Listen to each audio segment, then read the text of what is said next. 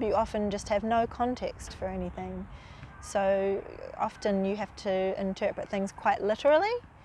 And especially in weddings, people are often making jokes, or they're using double entendres, or, you know, being cheeky with what they're saying, and often as an interpreter you'll just completely miss that second meaning because you just have to go for what you literally hear.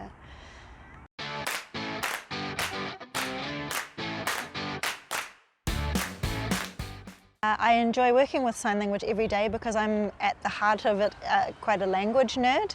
I'm really interested in linguistics, and so it's really great to have a job where every single day I'm solving language problems. I'm deciding what's the best way to take one language and change it around into another language. And that's something that takes a lot of brain power and a lot of problem solving. And it's not numbers, and it's not science, it's language. That's what I like. So yeah, that's why I'm a nerd for the job that I do.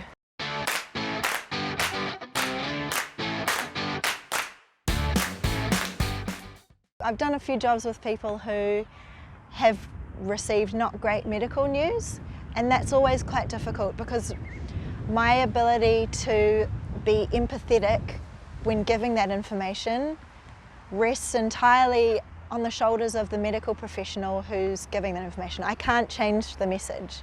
If they're telling them in a very blunt way, that's how I have to give the information.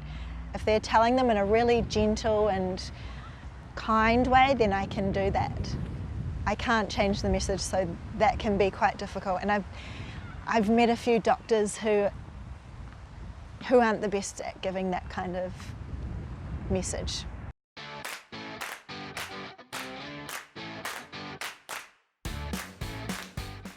I have a very close relationship with my car. The things that are important to me in my job are being able to get to the places that I need to go and to be able to get there in an unstressed way. So my car is important to me. Having it serviced is important to me for the first time in my life. Recently, somebody broke the wing mirror off my car. It was parked. I didn't do it. Someone must have kicked it as they walked past it. That was like my own child had his ear twisted by a stranger. It really got me deep in the heart.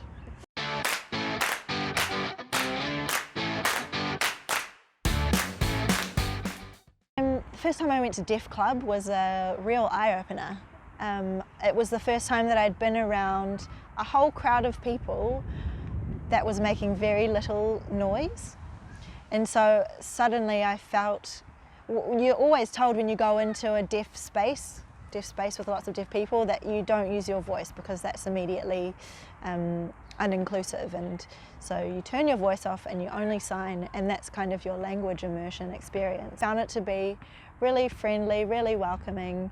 I was really encouraged, even though my signing was so rusty and I was using my hands in all the wrong ways, and I probably said F you instead of thank you a few times, and you know, that happens. People didn't mind. They're just really encouraging and friendly, yeah.